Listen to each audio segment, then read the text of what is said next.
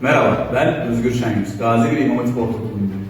2025 Merkezi Destek Servisi tarafından eğitimlik kalite etiketiyle ödüllendirildik.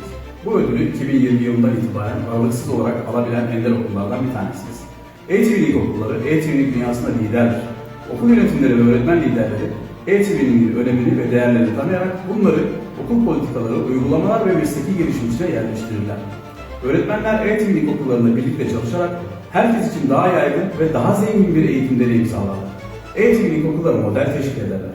Diğer okullara kendilerinin başardığı seviyelere ulaşmaları için ilham verir ve rehberlik ederler. Eğitimde değişim vaadinin sürdürülmesini sağlarlar. Eğitimlik okullarında öğrenciler birer ajandırlar.